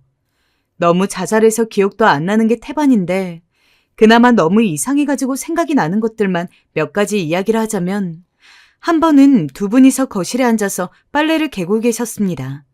그리고 저는 동서들과 설거지를 하고 있었고 서방님들은 방 청소를 하고 있었어요. 근데 갑자기 거실에서 또 평소처럼 투닥투닥 다투는 소리가 나길래 가서 들어보니 시아버지가 빨래 하나를 뒤집어서 갠 모양입니다. 근데 시어머니가 그걸 가지고 시아버지에게 삿대질을 하면서 아니, 대체 빨래를 몇십 년을 갰는데도 이런 거 하나 구별을 못해요? 라며 타박을 했고 시아버지도 시아버지 나름대로 실수한 걸 가지고 왜 그렇게 날카롭게 구느냐며 시어머니에게 화를 냈죠. 아니, 왜 그니까 빨래 하나도 제대로 못 개냐고요? 으이그, 답답해. 뭐야? 이 사람이 지금 누구 보고 답답하대? 당신 요리 솜씨 별로인 거, 청소 제대로 못하는 거 여태껏 참아준 사람이 누군데? 뭐라고요? 누가 뭘 못해요? 지금까지 잘만 먹어놓고는 이런 어이없는 양반을 봤나? 그나마 서방님들이 일찍이 말렸기 때문에 두 분의 싸움은 그런 식으로 일단락됐지만 정말 그 사이에서 뭐라 해야 할지 너무나 뻘쭘하고 민망했어요. 이후에도 솔직히 두 분 사이가 그렇게 좋아 보이지는 않았습니다. 딱 봐도 그때 싸운 여파로 냉정관계가 이어지고 있는 것 같았죠. 또 한 번은 가족끼리 모여서 보쌈을 시켜 먹고 있을 때였습니다. 시어머니는 원래 보쌈을 먹을 때 아무것도 안 찍어 드시는 스타일이고 시아버지는 반대로 일반 사람들보다 장을 더 듬뿍 찍어서 먹는 스타일이었는데 시아버지가 본인 먹을 보쌈을 젓가락에 짚고 쌈장을 푹 찍어서 그릇으로 가져가다가 시어머니가 딱 먹으려고 집은 보쌈에 장이 떨어진 것입니다. 당신은 장을 찍어 먹을 거면 좀 적당히 찍어서 가져가야지. 이게 뭐예요? 내가 먹을 보쌈까지 장이 묻었잖아요. 아니, 장 묻어서 먹기 싫으면 내려놓고서 다른 거 먹으면 되지. 뭘 그렇게 유난이야, 유난은? 유난이라뇨? 내가 싫으면 싫은 거지. 말도 못해요? 누가 말하지 말래? 그렇게 신경질 내면서 말하니까 짜증난다는 거지? 왜 그렇게 사람이 매사승질이야?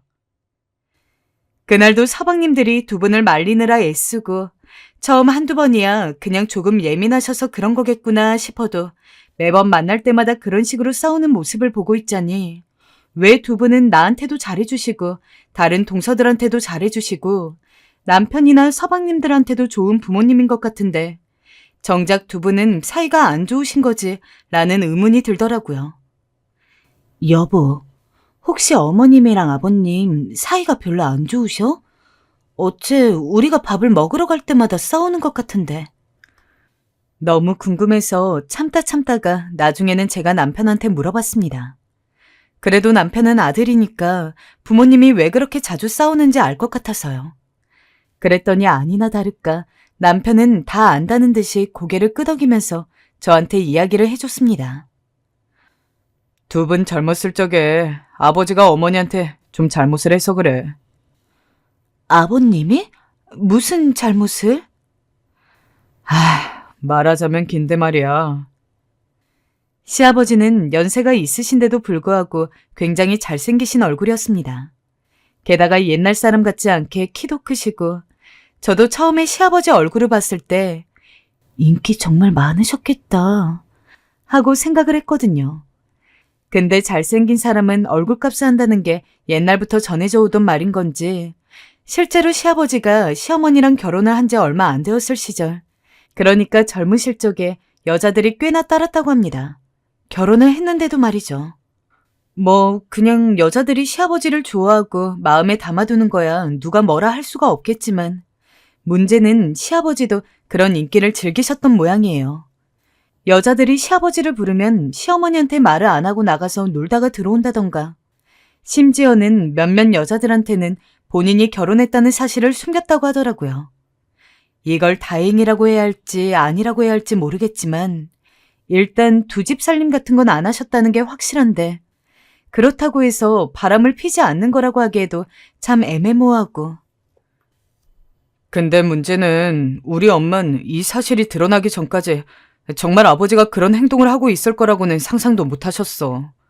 워낙 아버지를 철석같이 믿으셨거든. 근데 엄마가 알게 된 계기가 참. 엄마와 예전부터 친한 친구가 있었는데 아버지가 하필 그 친구랑 바람을 피셨나 봐. 사랑한다 어쩐다 말도 하고, 마침 그 친구네 집에 놀러 갔던 우리 엄마가 그 장면을 딱 목격하면서 알게 된 거지. 친한 친구와 다른 마음을 품은 남편이라니, 얼마나 시어머니 입장에서는 충격적인 모습이었겠습니까? 다른 사람도 아니고. 아버님이 너무하셨네. 아무리 그래도 바람은 아니지. 아무튼 그래서 그 사건 때문에 두 분이 사이가 안 좋으신 거야? 그렇지 뭐.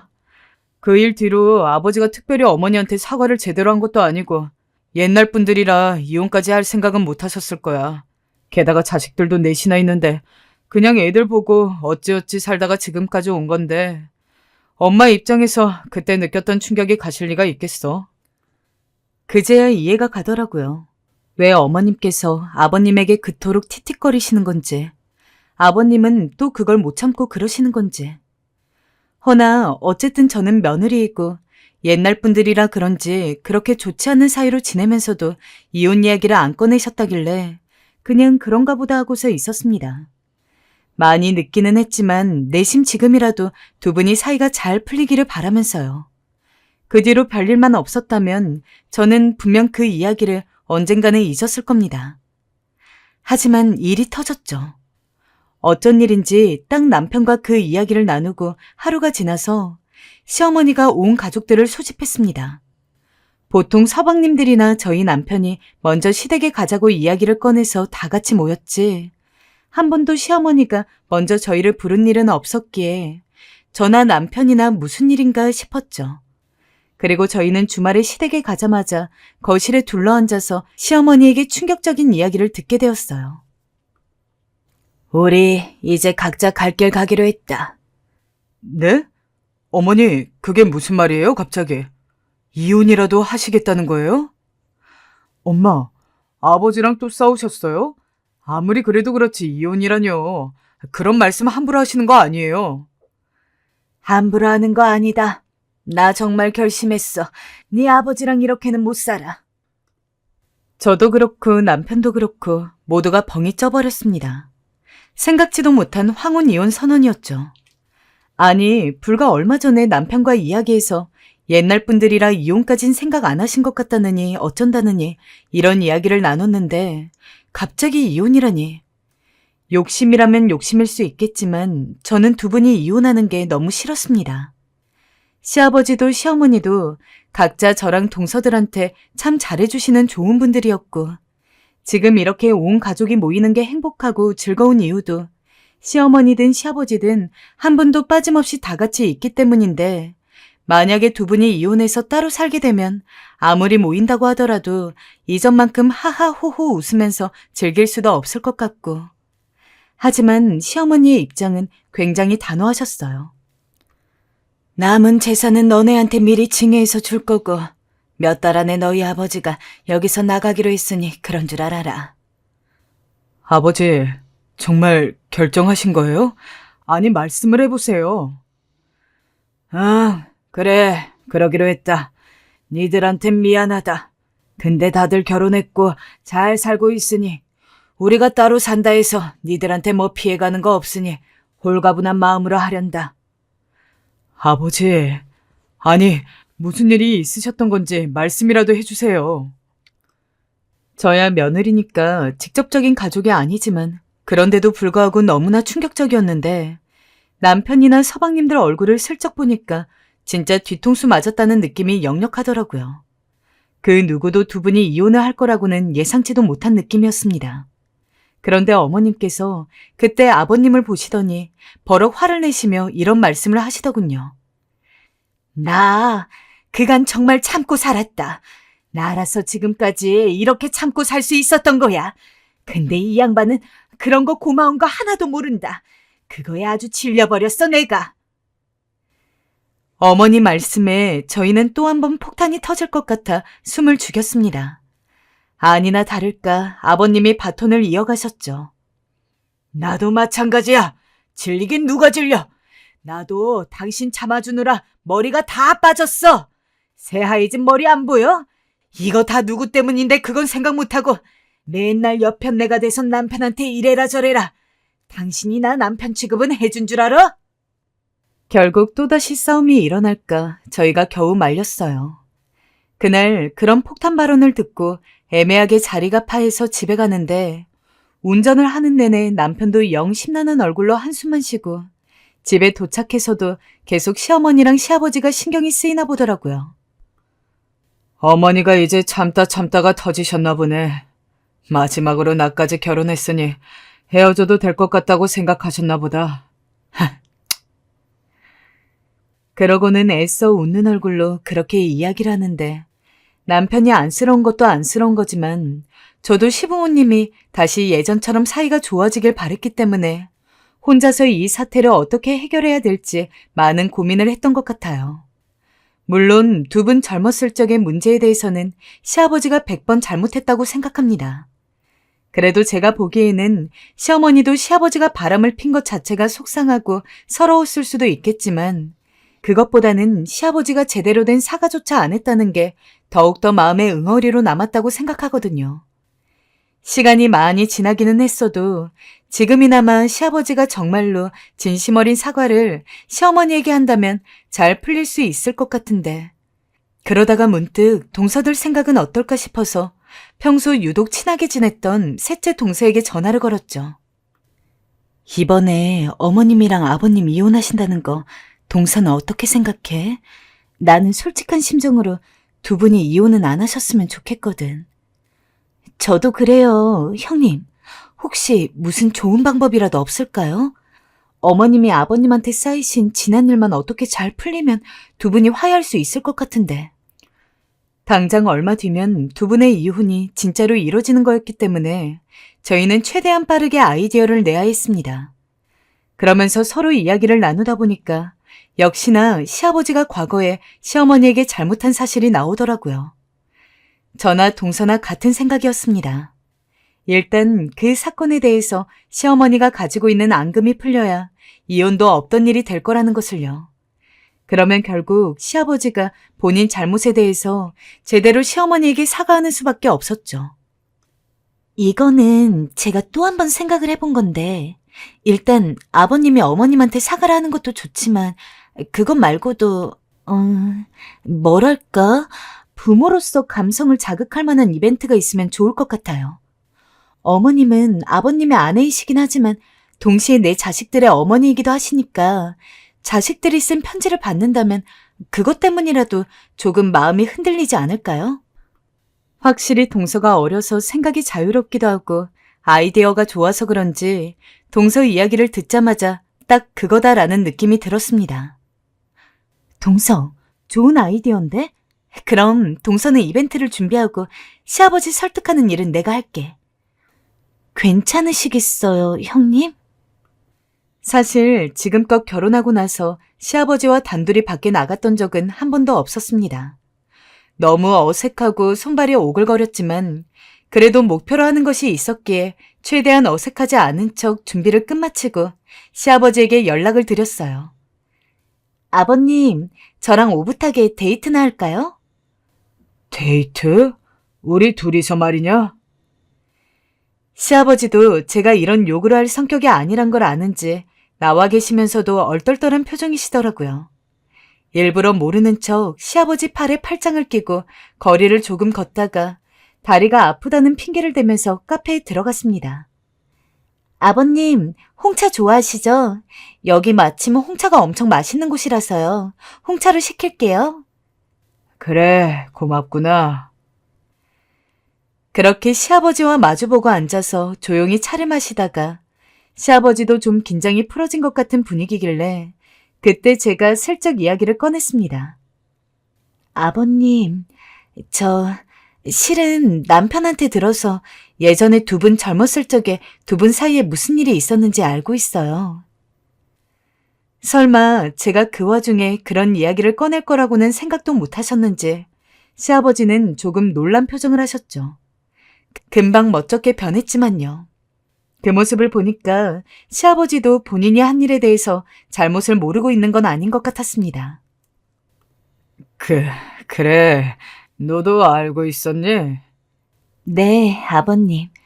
근데 이건 제가 어머님이랑 같은 여자이기에 더 잘 아는 걸 수도 있는데 저로서는 아버님이 그때 어떤 생각을 가지고 그렇게 행동을 하셨는지는 알 수가 없어요. 하지만 아버님이 어떤 의도셨던 어머님의 입장에서는 분명히 큰 상처였을 거라고 생각을 해요. 만약에 지금 제 남편이 아버님이랑 똑같은 행동을 하였다면 정말 솔직한 심정으로 저는 이혼까지도 고려할 수 있을 것 같아요. 제가 그만큼 남편을 사랑하기 때문에요. 사랑하지도 않는 사람이 바람을 피워봤자 무슨 신경이 쓰이겠어요. 하지만 너무 사랑하니까 그 사람이 내가 아닌 다른 사람을 봤다는 것이 화가 나고 슬프고 속상할 것 같아요. 그러냐? 어머님도 그러지 않을까요? 아버님이 과거 행동에 대해서 조금이라도 어머님한테 미안한 마음이 있다면 저는 꼭 아버님이 어머님께 진심으로 사과를 했으면 좋겠어요. 며느리로서 이 집에 들어왔지만 저한테는 어머님도 아버님도 무척이나 소중하거든요. 그래서 두 분이 헤어지는 걸 보고 싶지가 않아요. 이렇게 아버님 불러서 말씀드리는 게 예의 없어 보일 수도 있겠지만 그냥 지금처럼 저는 동서들이랑 서방님들이랑 어머님, 아버님 이렇게 모두 모여서 밥 먹고 웃고 떠드는 시간이 너무 좋아요. 아버님도 어머님이랑 헤어지고 싶은 게 아니라면 사과하는 것에 대해서 한번 생각해 보실 수 없을까요? 최대한 진심을 다해서 제 마음을 시아버지에게 전했습니다. 그랬더니 시아버지도 느끼는 바가 있는지 고개를 푹 숙이시더라고요. 그리고 한참을 생각하시더니 제게 물으셨죠. 그래, 네 말이 맞다. 아가야, 그럼 어떻게 사과를 하면 좋을 것 같으냐? 그제야 전 신이나 시아버지에게 조곤조곤 이야기를 드렸습니다. 당장 말로 하는 거는 아버님도 여러모로 정리가 안 될 수 있으니 편지를 써서 마음을 전하자고. 이제 곧 어버이날이니까 그때 마침 서방님들도 편지를 써가지고 어머님에게 드리기로 했고 그때 아버님도 깜짝 이벤트로 직접 쓴 편지를 낭독하면서 어머님에게 사과를 하면 좋을 것 같다고요. 좋은 계획 같구나. 알겠다. 나도 그럼 그리할게. 결국 시아버지의 동의를 얻고 저희 가족은 어버이날에 맞춰서 오로지 어머니만을 위한 깜짝 이벤트를 준비했어요. 시어머니 몰래 다른 가족들끼리 모여서 편지를 확인하고 남편이랑 서방님들 어렸을 때 사진 같은 걸 모아서 영상 만드는 쪽 일을 하는 동생의 도움을 받아 엄청 부드러운 배경 음악도 깔아서 감동적인 동영상까지 만들었죠. 그리고 마지막에는 시부모님의 결혼 사진까지 클라이맥스로 넣어두었습니다. 그런데 왜 일이 되려고 하면 안 되는 걸까요? 시련과 고난은 왜 항상 성공 직전에 등장하는 걸까요? 저희의 계획을 실행하기도 전 일이 터진 겁니다. 갑자기 시아버지께서 연락이 오셔선 아가야, 미안하지만 난 못하겠다. 라고 말씀하신 거예요. 아버님, 무슨 일이세요? 갑자기요? 내가 사과한다 해도 이 사람이 바뀔 것 같지 않고 우리 사이가 달라질 것 같지도 않아. 그냥 원래 각자 가려던 길 가는 게 맞는 것 같다. 아버님, 잠시만요. 안 돼요. 하지만 제가 안 된다 해봤자 전화기는 이미 끊어진 후였죠. 아니, 이럴 수가. 아버님이 이렇게 나오시면 애써 준비한 것들은 다 뭐가 되나요? 남편과 저는 물론이고 준비하던 사람들 모두 풀이 확 죽어버렸습니다. 아니, 아버님께서 갑자기 왜 그러시는 거래? 또 싸움이라도 벌이신 건가? 아니, 이대로만 하면 어머님 마음이 그래도 풀릴 수 있었는데 이제 어떡해. 다들 대책 회의 겸 저희 집에 모여 있었는데 초상집 분위기였습니다. 저녁을 먹겠다고 시키긴 했는데 먹는 둥 마는 둥 입에 뭐가 들어가는지도 몰랐죠. 그런데 그때 서방님이 자기가 한번 알아보고 오겠다고 하더니 잠시 밖으로 나가더라고요. 그리고 얼마 뒤 서방님이 돌아오시기만을 기다리며 있었는데 초인종 소리가 들렸습니다. 밖으로 나가보니 아버님이 서방님과 함께 멋쩍은 얼굴로 서 계시더라고요. 아버님? 그래, 어떻게 된 거냐면 말이다. 아버님은 그렇게 저희를 모아놓고선 이야기를 들려주셨습니다. 아니, 내가 말이야. 이 여편네가 오늘 밥을 안 차려놨길래 대신 부엌에 들어갔다. 솔직히 같이 살게 될 날도 얼마 안 남았는데 밥까지 안 차려놨으니 화가 났지. 그래도 내가 잘못한 게 더 크니 나라도 밥을 차려주려고 들어갔어. 근데 정성껏 다 차려놓았더니 밥은 안 먹고 갑자기 어딜 간다는 거야. 근데 차림이 이상했어. 평소 안 하던 화장을 하고 옷차림도 너무 화려하고. 그래서 몰래 뒤를 따라가 봤는데 아휴, 니들한테 이걸 어찌 말해야 할지. 그 후 아버님의 이야기는 믿을 수 없었습니다. 네 엄마가 다른 남자를 만나고 있더라. 네? 너무 놀라서 전 그만 놀라다 살해에 걸렸고 남편도 서방님들도 믿을 수 없다는 듯 아버님을 쳐다보았습니다. 아버님은 한숨만 푹 쉬셨고 참담한 얼굴로 중얼거리셨어요. 자기도 믿기지 않는다고요. 아버지, 그게 진짜예요? 우리 엄마가 다른 남자를 만난다고요? 그래, 그것도 누구랑 만나는 줄 아냐? 내 친구랑 만난다. 아버님의 대답에 저는 모두 숨이 턱 막히는 느낌을 받았습니다. 마치 예전에 아버님이 바람 피셨을 때와 같은 상황이 생기다니. 이걸 어찌 받아들여야 할지. 어머님께서 뒤늦은 복수라도 하시는 건지 아니면 정말로 아버님 친구분을 좋아하시게 된 건지. 아버님은 심지어 그 친구가 자신의 중마고우라고 말하며 오랫동안 연을 이어온 친구라 말하셨습니다. 이름을 말하자 남편도 그분이 누군지 알더라고요. 아니, 그 아저씨가 엄마랑 그랬다고요? 말도 안 돼요. 내 두 눈으로 봤다. 둘이서 호텔로 들어가는 걸. 아무튼 애들아, 나는 더 할 말 없다. 이 계획은 없던 걸로 하자. 아버님은 그렇게 말하시곤 힘겹게 일어서시더니 나갈 준비를 하셨어요. 저희가 아버님을 붙잡고 좀 더 얘기를 더 들어보려 해도 아버님께선 더 할 말 없다는 듯 손사래를 치시고 밖으로 나가셨어요. 저흰 그저 왠지 모르게 쓸쓸해 보이는 아버님 뒷모습만 바라만 보고 서 있었죠. 아버님이 나가시자 남편은 분을 터뜨렸어요. 엄마가 아무리 그래도 어떻게 아버지 친구랑 그럴 생각을 하냐는 둥, 말도 안 되는 이야기라는 둥. 아니, 엄마도 그래. 어떻게 아버지 친구랑 그럴 수가 있어? 아무리 아버지한테 화가 나 있다 해도 그렇지. 아버지 친구는 너무하지 않냐고. 남편의 말에 분위기는 더 차갑게 가라앉았고 그렇게 저희는 암묵적으로 두 분이 정말 황혼의 이용길로 들어섰다는 것을 확인했습니다. 서방님들이 가시고 나서도 그날 저는 남편과 한참 얘기를 나눴어요. 남편은 자기 어머니의 불륜 행각을 믿고 싶지 않아 했고 때때론 화를 내며 분개했어요. 저는 그런 남편을 보다 쓸쓸히 나가던 시아버지가 떠올라 가슴 한편이 아파졌고 이 사태를 어찌하면 좋을지 고민에 빠졌죠. 하지만 아무리 생각해봐도 제가 할 수 있는 건 없더라고요. 그냥 이대로 두 분의 이혼을 받아들이는 수밖에요. 하지만 그렇게 흘러가던 어느 날이었어요. 제가 장을 보러 나가던 중 시아버지에게서 다시 연락이 온 겁니다.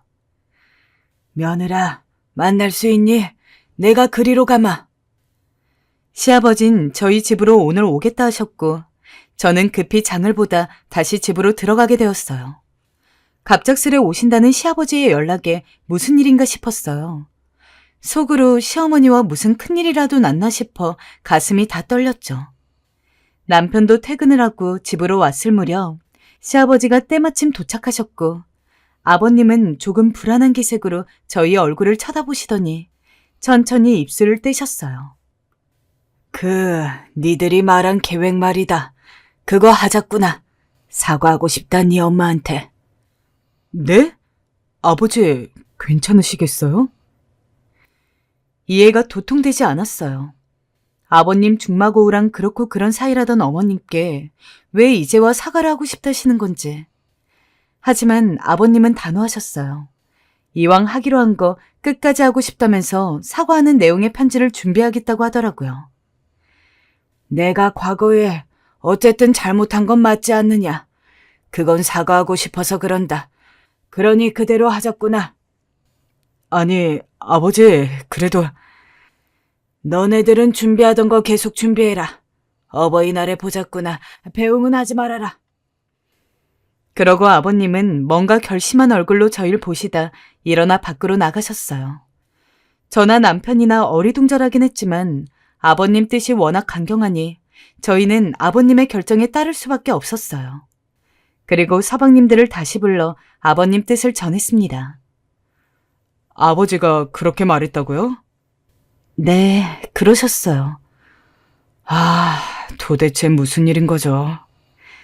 저도 모르겠어요. 그래도 아버님이 하시겠다고 했으니 준비하던 거는 마저 이어나가요. 서방님들도 저처럼 아버님을 이해하기 힘들어 했습니다.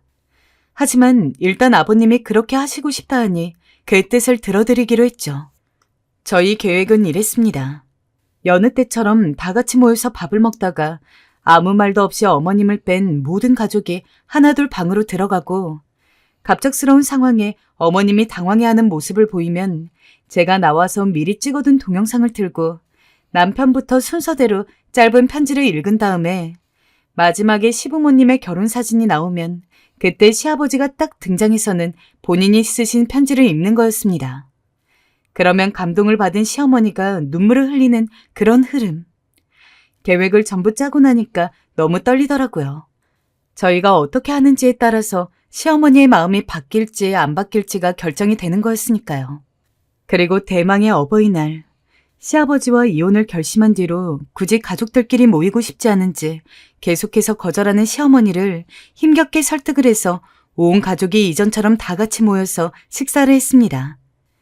정말 평소처럼 재밌는 이야기들 나누면서 웃고 떠들다가 제가 슬쩍 눈짓을 주면서부터 이벤트가 시작됐어요. 우선 남편이랑 제가 먼저 일어나서 방에 들어갔습니다. 아니, 쟤네는 왜 갑자기 말도 없이 방에 들어가? 벌써 다 먹었나? 어리둥절한 시어머니의 목소리가 저희가 있는 방까지 들렸습니다. 하지만 그 말에 아무런 답변도 하지 않은 채 나머지 서방님들이 먼저 일어나서 우르르 다른 방으로 들어가고 그 이후는 동서들, 마지막은 시아버지였습니다. 이게 뭐 하는 거야? 모두가 들어간 뒤 자리에서 일어날 생각도 못한 채 얼떨떨한 어투로 말하는 시어머니 목소리가 들리자 저는 밖으로 나가서는 핸드폰과 거실 TV 화면을 연결해서 미리 찍어둔 동영상을 틀었습니다. 여전히 상황 파악이 안 되는 시어머니는 TV 화면만을 뚫어지게 보다가 제 남편이 먼저 나와서는 편지를 읽자 무언가 자신을 위한 이벤트인 걸 눈치챈 모양이었어요. 시어머니는 처음엔 멀뚱히 화면을 보시다가 조금씩 눈물을 글썽이셨죠. 엄마, 저 아들 승환이에요. 엄마, 지금까지 저희 키워주시고 고생해주셔서 감사합니다. 항상 감사드린다고 말하고 싶었는데 그간 제대로 말 못했던 것 같아요. 감사합니다. 그리고 사랑합니다, 어머니. 어머님, 저 미연이에요. 어머님, 저 처음 이 집에 들어왔을 때 말도 잘 못하고 제가 성격도 무뚝뚝해서 많이 답답하셨을 텐데 어머님이 저 친딸처럼 아껴주시고 챙겨주셔서 너무 감사했어요. 덕분에 잘 적응한 것 같아요. 앞으로 어머님 잘 모시는 며느리가 될게요. 항상 건강하고 오래오래 제 옆에 있어주세요, 어머님. 얘네는 무슨 이런 걸 준비해. 남편과 제가 쓴 편지까지 전부 가벼운 낭독이 끝났을 무렵 드디어 동영상에는 시부모님의 결혼 사진이 올라왔습니다. 시아버지가 들어가 있는 방 근처에 서 있던 셋째 서방님이 이제 나와야 된다는 신호로 방문을 똑똑 두들기자 시아버지가 엄청 긴장한 기색으로 편지를 손에 쥔 채 거실로 나왔어요. 시아버지는 눈도 마주치지 못하고 떠듬떠듬 편지를 읽어나가셨습니다. 사랑하는 여보, 과거 내 잘못에 대해 한 번도 당신에게 용서를 빌지 않았던 것이 너무도 미안하오. 잘한 것 하나 없는 내가 뭐 그리 잘났다고 그렇게 뻣뻣하게 굴었는지. 당신이 이렇게 나랑 헤어지겠다고 하고 나서야 당신이 얼마나 많은 상처를 받았는지, 내가 얼마나 많이 잘못했는지를 깨달을 수가 있었다오. 내가 정말 염치가 없는 놈이지만 부디 한 번만 나를 용서해 줄 수는 없겠소? 당신한테 상처를 줘서 정말 미안하오. 그리고 사랑하오. 더듬더듬 떨리는 목소리로 그렇지만 진정성 가득하게 시아버지가 한자 한자 편지를 읽는데 한순간에 온 집안이 시어머니 눈물 소리로 울음바다가 됐습니다. 서방님들도 어쩐지 애틋한 얼굴로 두 분을 지켜보았고 시어머니는 자식들 편지까지는 어떻게 꾸역꾸역 참으신 것 같았는데 시아버지의 진심 어린 편지는 견딜 수가 없었는지 엉엉 우셨죠. 시어머니는 고개를 끄덕이셨어요. 그래요, 여보. 우리 다시 한번 잘해봐요.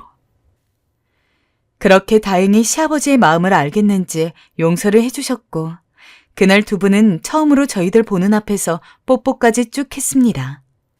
그리고 시아버지는 그제야 저희를 불러 모아 머쓱한 표정으로 어머니가 중마고우와 바람피는 걸 보았던 그 이야기를 자세히 해주셨어요. 사실은 너희 만나 그 얘기라고 내가 중마고우를 만나 얘기를 들어봤다. 정말 내 아내랑 그렇고 그런 사이인지 말이야. 근데 모든 게 내 오해였더구나. 내가 그날 이 사람이 중마고우와 함께 호텔로 들어가는 걸 봤는데 말이야. 알고 보니 내 친구가 지 아내한테 이벤트인지 뭐시기를 준비한다고 호텔에서 뭐란 모양이야. 그걸 이 사람이 도와준 거고. 아내 말고 다른 옆편 애들도 도와준답시고 거기 갔더라고. 사진으로 다 확인했단다. 난 그것도 모르고 괜히 오해했지 뭐니. 참 놀라운 반전이죠. 저흰 그 이야기를 듣자마자 그럼 그렇지 하는 눈빛으로 어머니를 쳐다보았습니다. 시어머니는 한숨을 푹 쉬며 이 사람이 자기를 미행할 줄 꿈에도 몰랐다며 참으로 주책이라고 타박하셨습니다. 아니, 내가 그렇다고 당신 친구랑 그런 짓을 하겠어요? 안 해요, 나는.